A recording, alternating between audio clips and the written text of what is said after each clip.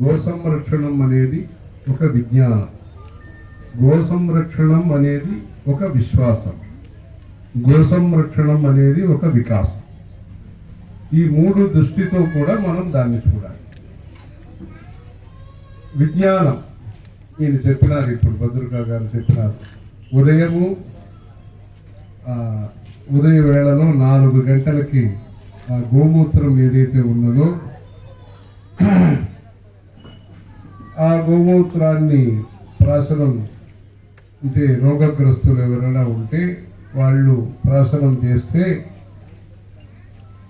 దాన్ని తాగితే ఆ రోగ నివృత్తి కలుగుతుంది.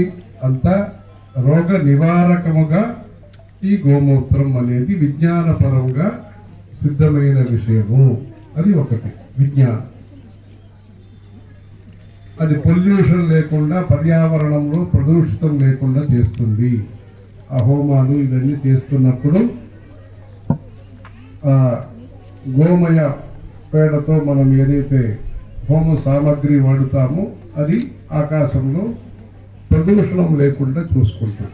ఇప్పుడు చెప్పినారు, ఈ 2 సంవత్సరములో, గత 2 సంవత్సరములో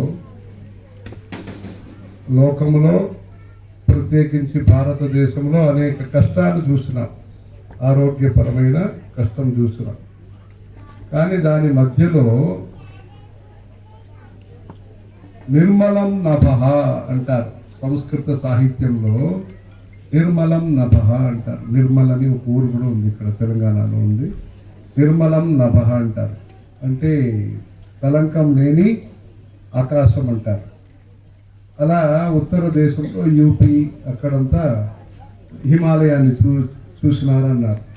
ఇక్కడ దూరంగా కనిపించిన హిమాలయం స్పష్టంగా కనిపించింది బార్డర్లో అని ఈ మహమ్మారి కష్ట సందర్భంలో ఒక అనుకూల విషయం అట్లా చెప్పినారు. మంచి వర్షం కూడా వచ్చింది. ఈ 2 సంవత్సరంలో కష్టం మధ్యలో కొన్ని అనుకూలాలు కూడా, పర్యావరణ విషయంలో అనుకూలం జరిగింది. ప్రకృతి వర్షం అనేది కూడా వచ్చిందని చెప్తారు. ఈ గో సంరక్షణంలో విజ్ఞానం అనేది ఉన్నది, విశ్వాసం, నమ్మకం. ఎలా మనం మూర్తి పూజ చేస్తాము, విఘ్నేశ్వర పూజ చేస్తాము, శివుడు పూజ చేస్తాము, అమ్మవారి పూజ చేస్తాము, మహావిష్ణు పూజ చేస్తాము, కుమారస్వామి పూజ చేస్తాము, సూర్యుడు పూజ చేస్తాము. అలా నమ్మకంతో చేస్తాం. అలా గోపూజ చెయ్యటం అనేది సత్సంతానం కోసరము మన దేశంలో ఉండే ఆచారం. దిలీప మహారాజు వశిష్ఠ మహర్షి ఆయన ఆదేశించి 21 రోజు నందిని అనే ఈ కామధేను యొక్క సంతానాన్ని ఆయన పూజించినారు, సేవ చేశారు. ఆయన చేస్తే సత్సంతానం కలిగింది. ఆయన వచ్చి అడిగినప్పుడు ఆ గురువు గారు ఏం చెప్పారంటే, ఆయన అన్ని పరివారం అన్నీ అక్కడ పెట్టి వచ్చినారు, అయోధ్యలో పెట్టి వచ్చినారు. ఆయన అంటే గురువు గారి దగ్గర వెళ్తున్నప్పుడు మనం ఆడంబరంగా పటాటోపంగా వెళ్ళకూడదు, పరిమేయ పురస్సరం అని చెప్పి పరిమితమైన ఎంత అవసరమో అంత. తర్వాత గుర్రం, ఈ రథం అది కూడా కొంచెం దూరంగా పెట్టేసి ధుర్యాన్ విశ్రామయేతి సహా, గుర్రం అంతా కూడా పక్కన పెట్టేసి ఆయన యొక్క పత్ని సుదక్షిణేత్యాసీత్ అధ్వరస్సేవ దక్షిణ. యాగంలో దక్షిణ అనేది ముఖ్యం, సన్మానం చేయటం అనేది ముఖ్యం. ఇక్కడ కూడా అలా చేస్తారు, తెలంగాణలో కూడా అలా మంచిగా చేస్తారు. కాలుతో పాద స్పర్శం చేసి బొట్టు పెట్టి సన్మానం అన్నీ చేస్తారు ఇక్కడ. అలా ఆయన దంపతి సమేతంగా వెళ్ళారు. వెళ్తే ఆయన వశిష్ఠ మహర్షి ధ్యానం చేసి చెప్పినారు, ధ్యాన స్థిమిత లోచన ప్రతిబధ్నాతి శ్రేయ పూజ్య పూజా వ్యతిక్రమ. ఏదో ఒక ఇబ్బంది, అపరాధం జరిగింది, అపచారం జరిగింది, అందుకే సంతానం విఘ్నమైంది. ఆ అపచార నివృత్తి కోసరము, ఆ విఘ్న నివృత్తి కోసరము మీరు అథాధర్వ నిధేస్తస్య, ఆయన మంత్రశాస్త్రములో పెద్ద నిపుణుడు వశిష్ఠుడు అని ఆయన మహర్షి. ఆయన తరతరాలకి గురు. రాముల వారికి గురు అంటే రాముల వారికి ముందు నుంచి 10 తరాలు 20 తరాలకి గురు. ఆయన అంత దీర్ఘ జీవితం అయింది. ఆయన మంచి హాస్పిటాలిటీ అంటే ఆతిథ్యం అంటారు, ఆతిథ్యం మంచిగా చేయాలంటారు. ఆయన దశరథ మహారాజు కోసరము ఆయన ఒక యాగం చేసినారు. యాగం చేసినప్పుడు శిష్యులకి చెప్తారు, శిష్యులకి వచ్చిన వాళ్ళందరికీ కూడా మంచిగా భోజనం పెట్టాలి, అన్నం పెట్టాలి, అన్నదానం చేయాలి, వారికి ఏ విధంగా చేయాలో అలా చేయాలి, ఎవరిని అరవకూడదు, కోపం పెట్టుకోకూడదు, అందరికీ సంతోషంగా సౌమ్యంగా సాత్వికంగా అన్నదానం చేయాలి.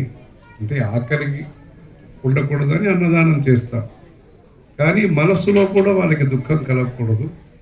కడుపు నిండాలనేది ఒకటి, మనస్సు కూడా నిండి ఉండాలి. అందుకని అలాంటి మనం ఆతిథ్యం చేస్తున్నప్పుడు మంచి మాటలు చెప్పండి, చెప్తేనే అప్పుడే యజమానికి పుణ్యం వస్తుందంట. ఆ దశరథ మహారాజు యజమానికి మంచిది రావాలంటే మనం చేస్తున్న కార్యక్రమాలు సాత్వికంగా సౌమ్యంగా ఉండాలని ఆయన చెప్తారు. అలా వశిష్ఠ మహర్షి దిలీప మహారాజుకి, మీరు అక్కడ స్వర్గలోకం నుంచి వస్తున్నప్పుడు ఈ ఒక ఆవు ఉండేది అక్కడ, కామధేను, దాన్ని ప్రదక్షిణంగా మీరు రావాల్సింది. అది ప్రదక్షిణంగా రాకుండా ఏదో ఇక్కడికి రావాలని మీరు తొందరపాట్లో వచ్చేసినారు అని చెప్పి, అందువల్ల ప్రదక్షిణం చేయలేదు కనుక మీకు ఇబ్బంది వచ్చింది. అందుకని ఎవరిని మనం పూజించాలో, ఎవరిని మనం సత్కారం చేయాలో దాన్ని మనం సకాలంలో ఆ విధానంగా చేయాలి.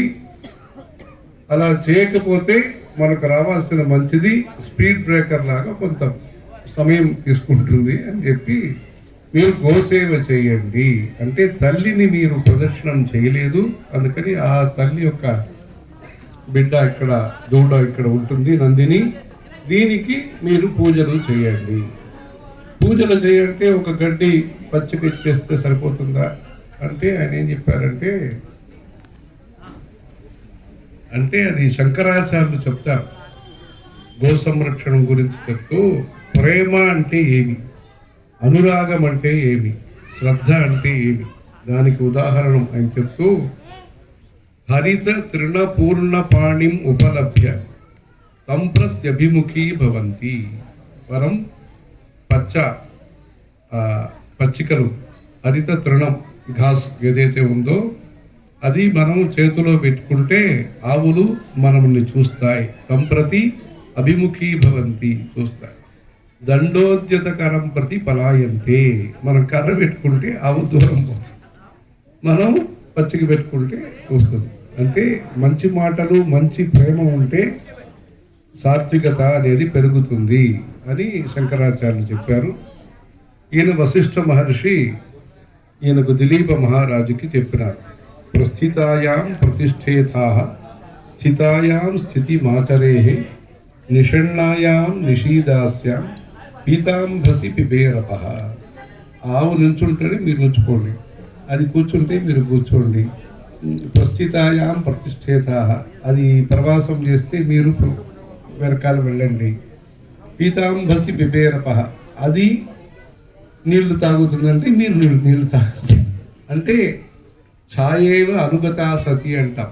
సీతాదేవి గురించి చెప్తూ జనక మహారాజు చెప్పారట, ఇయం సీత మమ సుత సహధర్మ చరీతవ ప్రతీక్షచైనాం భద్రంతే పాణిం గృహీష్వ పాణిన ఛాయేవ అనుగతా సతి. ఎట్లా నీడ ఒక చెట్టు కానీ ఒక భవనానికి కానీ పక్కనే ఉంటుందో అలా మనం తోడుగా ఎప్పుడూ ఉండాలని చెప్పారు. అలా ఈయన ఆవుతోనే ఉండండి అన్నారు. సప్తవ్యతీయు త్రిగుణాని తస్య దినాని దీనోద్ధరణోచితస్య. 7 రోజులు 3తో గుణితం అయిన 7 రోజులు అంటే 21 రోజులు ఆయన గోసేవ చేశారు. చేస్తే ఒకరోజు ఒక అద్భుతమైన ఒక దృశ్యమైంది. ఆయన ఒక తోటకు అవి వెళ్ళింది. ఆ తోట ఏమంటే దేవదారు చెట్లు ఉండే తోటకు వెళ్ళింది. ఆ దేవదారు చెట్టు పార్వతీదేవి ఆ దేవదారు చెట్టుని పెంచుతుంది. ఎలా చెట్టుని పెంచుతుందంటే ఈ భారతదేశంలో చెట్టుని కూడా పిల్లల్లాగా మనం ప్రేమగా చూస్తాం. అంటే కొత్త విషయం కాదు. ఎన్విరాన్మెంటు ఈకో ఫ్రెండ్లీ అనేది మనకు కొత్తగా వచ్చిన విషయం కాదు భారతదేశానికి.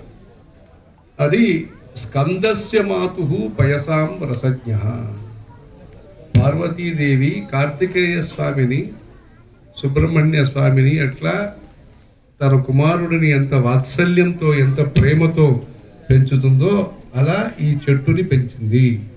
అందుకని ఆ కాపలా కాయటానికి ఒక దీనికి బందోబస్తు కోసం ఒక ఆయన్ని పెట్టింది. కుంభోదరుడని ఒక ఆయన్ని పెట్టింది. పెట్టి ఇక్కడే చూసుకోవాలి, చెట్టుని జాగ్రత్తగా చూసుకోవాలి, దేవదారు చెట్టు అని. అప్పుడు ఈ ఆవు వచ్చేసింది, ఈ నందిని ఆవు వచ్చేసింది. దిలీప మహారాజు వచ్చేసినాడు. కొత్తగా ఎవరు వచ్చేసినారంటే అక్కడ ఆ భటుడు అంటే ఎవరు రక్షణ చేస్తున్నాడో ఆయన ఇక్కడ వచ్చేసినారు. అందుకని ఇక్కడ వచ్చిన వస్తువు నాకు చెందింది, అందుకని ఈ ఆవు నాకు చెందింది అని చెప్పటం. అంటే ఈయన ఇదో కొత్తగా ఉందే ఈ స్వరూపం అని చెప్పి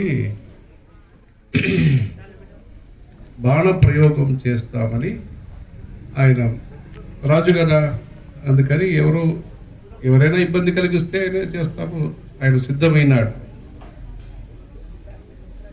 ఆయన చెప్తున్నాడు, వస్తువుని పదార్థాన్ని కాపాడవలసింది నా ధర్మం, రాజు యొక్క ధర్మం, క్షత్రియుడు యొక్క ధర్మం. అది నా సొమ్ముని నేను కాపాడాలి, ప్రజల యొక్క సొమ్ముని కాపాడాలి. ఇంకా పైకుని చెప్తే గురువు గారి సొమ్ము ఈ ఆవు. గురువు గారిని సొమ్ముని మనం ప్రాణ త్యాగం చేసైనా సరే మనం కాపాడాలి. క్షతాత్కిల త్రాయతైతి ఉదగ్రహ క్షత్రస్య శబ్దో భువనేషు రూఢ రాజ్యేన తత్కిం తద్విపరీత వృత్తేః ప్రాణైః ఉపక్రోశ మలీమసేర్వ. అది నేను చేయకపోతే గురోరపీదం ధనం ఆహితాగ్నేః. అగ్నిహోత్రి ఆయన నిత్యం యాగం చేస్తున్న ఆయన, పవిత్రమైన నిష్ఠ కలిగిన ఆయన యొక్క సొమ్ము ఈ ఆవు. గురోరపీదం ధనం ఆహితాగ్నే నశ్యత్ పురస్తాత్ అనుపేక్షణీయం. దానికి ఇబ్బంది కలుగుతున్నప్పుడు నేను చూస్తూ నేను ఉపేక్ష చేయకూడదు. నా వంతు ఏమి చేసేదానికి అవుతుందో నేను చెయ్యాలి అని చెప్పి ఆయన బాణప్రయోగం చేయాలంటే అప్పుడు ఒక ఆశ్చర్యం అంటే బాణప్రయోగం చేయటం కాలేదు ఆయనకి. అంటే ఈ దైవ సంకల్పం కదా ఈ దృశ్యం. అది అప్పుడు ఆలోచించాడు ఇదేదో ఉంది, ఏం విషయం అని. తర్వాత అది మాట్లాడింది ఆ స్వరూపం, ఆ కుంభోదరు మాట్లాడి ఇదన్నీ నేను చూసుకుంటున్నాను, పార్వతీదేవి యొక్క చోటు ఇది, ఇక్కడ వచ్చిన వాళ్ళు ఇక్కడ ధ్వంసం చేయకూడదు ఈ తోటని ఏదో చెప్తాం. అప్పుడు ఇక్కడ వచ్చింది నేను వదలను ఈ ఆవుని అని చెప్తాను. అప్పుడు ఆయన చెప్తున్నాడు, నన్ను కావాలన్నా తీసుకో, ఈ గురువు గారి ఆవుని వదిలేసి అని ఆయన చెప్తాడు. అని చెప్పి ఈయన తన తలని వంచి, అది సింహస్వరూపంలో ఉంది. అది అంటే సింహస్వరూపంలో ఉంటే ఈయన తలని త్యాగం చేస్తామని ఈయన తల వంచినప్పుడు పుష్పవృష్టి వచ్చింది. అక్కడి నుంచి ఆకాశం నుంచి పుష్పవృష్టి వచ్చి ఉత్తిష్ట వత్సేతి అమృతాయమానం వచో నిశమ్య ఉత్థిత సన్ని.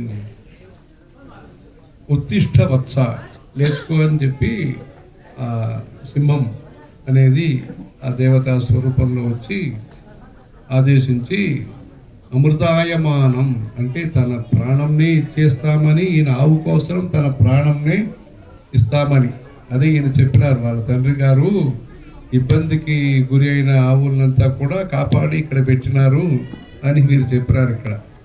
అలా ఆయన దిలీప మహారాజు ఇలా ఉన్నప్పుడు అది ఆదేశించి ఊధస్యమిచ్చామి తవోపభోక్తుం షష్ఠాంశ ముర్వ్యాయవ రక్షితాయా అంటే పాలు తీసుకో, ఇది పాలు తాగితే ఈ సంతానం కలుగుతుంది అని చెప్పారు. అది కూడా ఆయన వెంటనే స్వీకరించలేదు. ఊధస్యమిచ్చామి తవోపభోక్తుం గురోరనుజ్ఞాం అధిగమ్య మాతః. మాతః అంట ఒక రాజు ఒక ఆవుల గురించి సంబోధిస్తూ ఆయన చెప్పిన పదం మాతః అంటే గోమాత అంటాం మనం.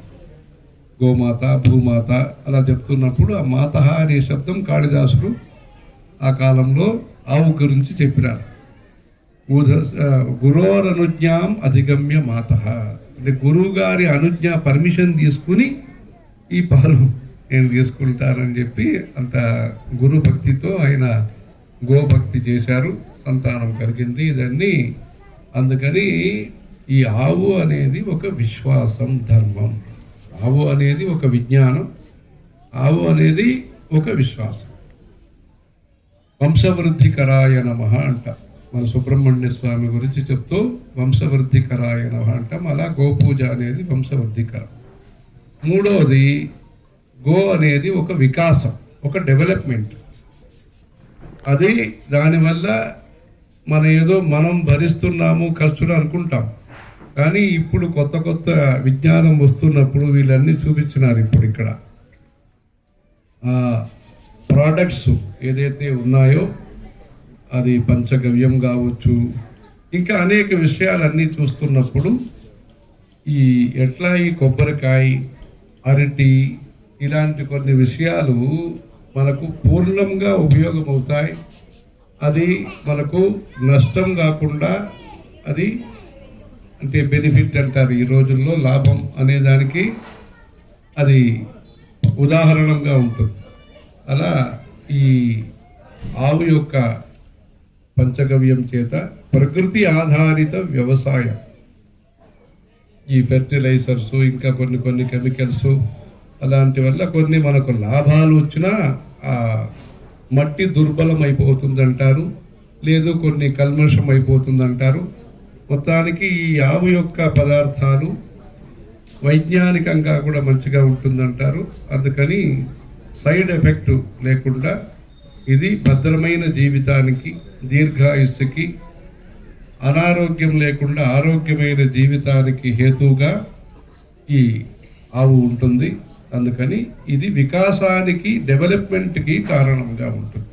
అలా ఏ దృష్టిలో చూసినా, డెవలప్మెంట్ అని దృష్టిలో చూసినా, ధర్మం అని దృష్టితో చూసినా, ఒక సైన్స్ అని దృష్టితో చూసినా, మనం ఏ విధాలు చూసినా ఈ మూడు విధంగా కూడా మనకి గౌరవమైన పూజార్హమైన విషయంగా ఈ గో సంరక్షణం ఉంటుంది. ఈ గో సంరక్షణ యొక్క తాత్పర్యాన్ని మనం ప్రచారం చేయాలి. అనేక సంత మహాత్ములు చేస్తున్నారు. గీతా ప్రెస్ గోరఖ్పూర్ వాళ్ళు కూడా చాలా ప్రకాశనం అవన్నీ పబ్లికేషన్స్ అన్నీ చేసినారు. దీనికి మనం అందరూ కూడా తోడుగా ఉండి ఈ గోపూజ అనేది కంచి కామాక్షి గుడిలో జరుగుతుంది. మన జయేంద్ర సరస్వతి స్వామివారు 1000 కార్యక్రమాలైనా కనీసం చేసి ఉంటారు. ఈ గోపూజ అండ్ గజ పూజ దీనికి అక్కడక్కడ గుజరాత్లో, రాజస్థాన్లో వారు ఎక్కడ సంచారం చేసినారో అన్ని చోట్ల కూడా కంచి పీఠం వెళ్తున్నప్పుడు ముందంతా లారీలో ఆవులు వస్తాయి. అలా ఏనుగు కూడా వస్తుంది. గోపూజ, గజ పూజ రెండూ చేస్తారు. చంద్రమౌళీశ్వర స్వామి పూజ చేసే ముందు గోపూజ చేసే, ఇప్పుడు అక్కడక్కడే ఆవులు తెప్పించుకుంటాం, చేస్తున్నాము. కానీ యాత్రలో కూడా ఇది వచ్చేది. 1930 ప్రాంతంలో మన పెద్ద స్వామివారు ఇక్కడికి హైదరాబాద్ వచ్చినప్పుడు కూడా అప్పుడు కూడా ఈ గోపూజ ఇవన్నీ ఉండేది.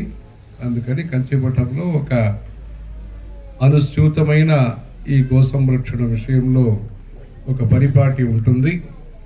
అదే కాకుండా ఈ ఆవు దూడ కనేటప్పుడు ప్రసూతి సమయంలో మన కంచి పెద్ద స్వామివారు అక్కడే పక్కన కూర్చుంటారు. 5 నిమిషం 10 నిమిషాల ముందు శిష్యులు చెప్తారు ఇప్పుడు ఇదని వచ్చి కూర్చుని, అది ఎప్పుడైతే దూడ కనే సందర్భంలో 2 ముఖము ఉన్నప్పుడు, తల్లి బిడ్డ ఆ ముఖం ఉన్నప్పుడు ప్రదక్షిణం చేస్తారు, పరిక్రమ చేస్తారు. చేస్తే అది భూ ప్రదక్షిణం చేసినట్టు ఫలితం అని చెప్పి అప్పుడు హారతి అదని ఇస్తారు.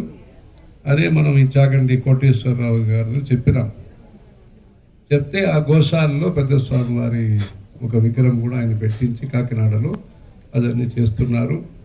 ఈ ఆవు సంరక్షణ కోసం వారు విదేశీయ భక్తుల దగ్గర కూడా చెప్పి చాలా పనులు మన స్వామివారు చేయించినారు.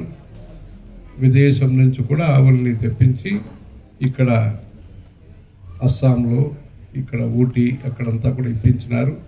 ఈ గో సంరక్షణం అనేది మనం భక్తి శ్రద్ధగా చేయాలి. ఎలా మనకు గుడి ముఖ్యమో, ఎలా మనకి గురువు గారు ముఖ్యమో, అలా ఆవు అనేది మనకి చాలా ముఖ్యమైన విషయము.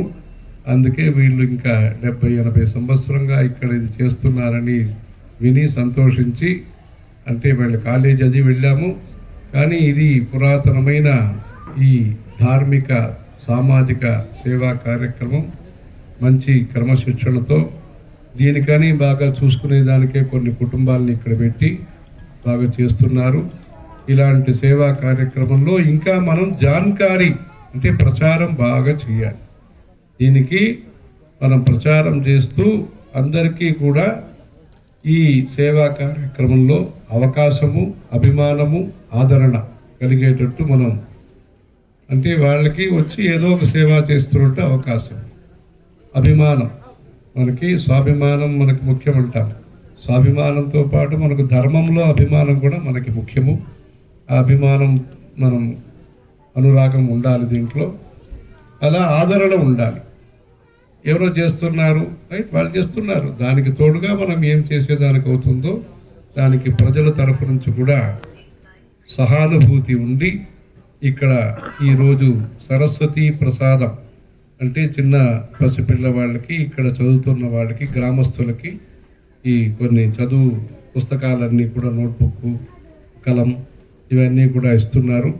ఇది కూడా జ్ఞానం, అంటే జ్ఞానం అనేది అన్ని రంగంలో మనకు అవసరం.